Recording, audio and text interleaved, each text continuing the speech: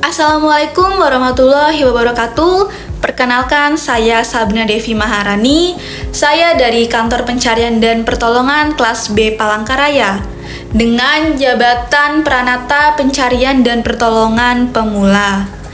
Saya merupakan peserta Latsar CPNS Angkatan 17 Kelompok 1 tahun 2025. Di sini saya ingin menceritakan pengalaman belajar pada hari ini di agenda 3 hari kedua. Pada hari ini kami mempresentasikan hasil analisis isu dan diskusi kelompok tentang ancaman digitalisasi pemerintahan. Di sini kelompoknya terbagi menjadi 4 kelompok. Kelompok yang pertama membahas tentang topik keamanan siber dalam digitalisasi pembayaran APBN. Digitalisasi pembayaran negara membawa manfaat yang sangat besar, yaitu cepat, efisien, dan transparan. Namun, di balik itu semua, ada tantangan yang serius, yaitu ancaman serangan siber yang bisa merugikan negara sekaligus mengurangi kepercayaan masyarakat kepada pemerintahan. Dengan metode 5W1H, kelompok 1 menganalisis tentang apa tantangannya, siapa yang berperan, lalu mengapa isu ini bisa krusial, kapan resiko ini bisa terjadi, dan di mana kerentanannya, serta bagaimana strategi untuk mengatasi masalah ini. Dari sini kami dapat belajar bahwa keamanan siber tidak cukup dengan teknologi saja, tetapi juga membutuhkan kebijakan, tata kelola, literasi masyarakat, dan kesiapan untuk merespon ancaman bila ancaman itu terjadi nantinya. Setelah tadi mendengar kelompok yang pertama, kini giliran kelompok yang kedua yang membahas tentang literasi digital ASN untuk pelayanan publik yang unggul.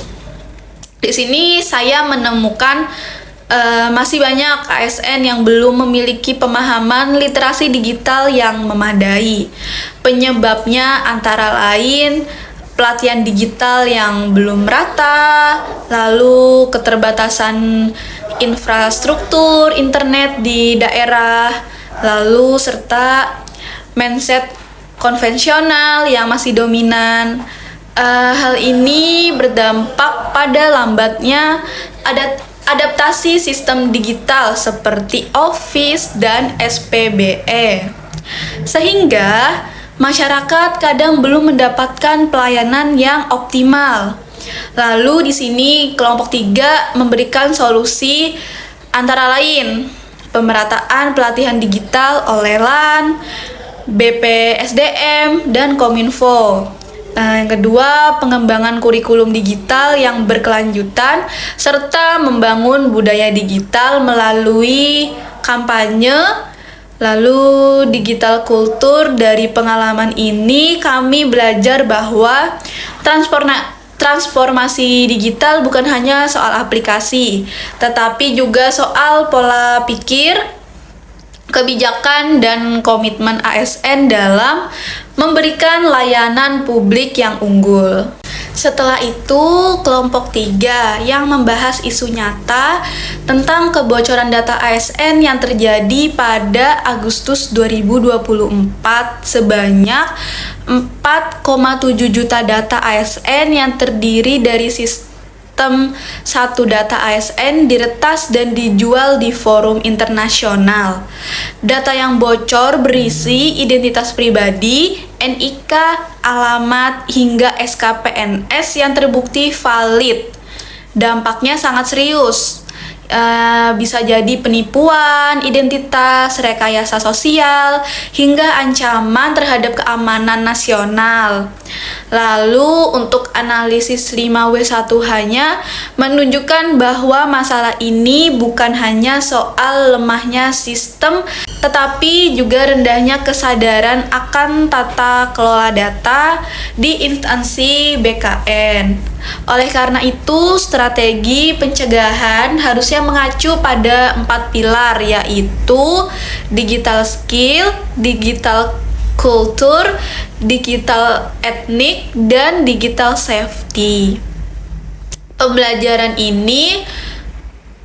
Pembelajaran pada kelompok 3 ini menyadarkan bahwa transformasi menuju smart ASN bukan sekedar soal teknologi, tetapi juga membangun kesadaran keterampilan serta etika digital yang kuat agar kepercayaan publik tetap terjaga. Akhir dari kelompok 4 yang membahas tentang ancaman scam digital di era smart governance. Scam digital menjadi tantangan besar di tengah kemajuan teknologi pemerintahan pada era digital ini. Modusnya sangat beragam. Yang pertama, bisa melalui media sosial, email, hingga aplikasi pesan. Dampaknya sangat besar, yaitu bisa berupa kerugian finansial dan hilangnya kepercayaan masyarakat terhadap layanan digital. Lalu dari analisis 5W1H-nya, kami memahami bahwa scam bisa menimpa siapa saja dan kapan saja, terutama ketika masyarakat kurang waspada.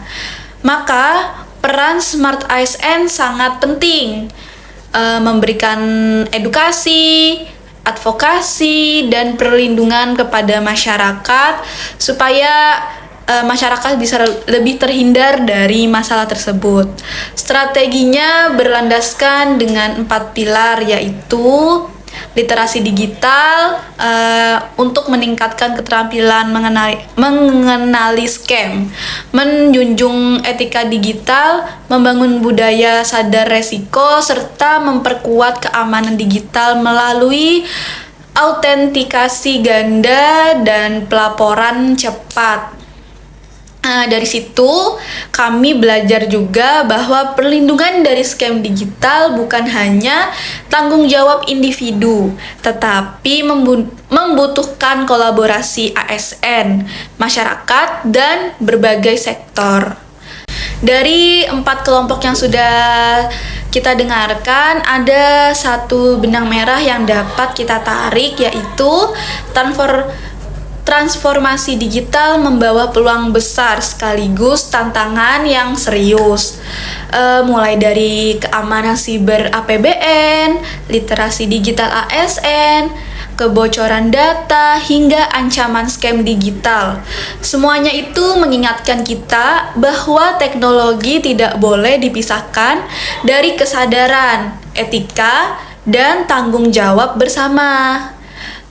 Lalu semoga pengalaman pembelajaran di agenda 3 hari kedua ini bukan hanya menambah wawasan, tetapi juga membentuk sikap kritis dan kesiapan kita sebagai generasi ASN yang cerdas, tangguh, dan berintegritas di era digital. Terima kasih. Wassalamualaikum warahmatullahi wabarakatuh.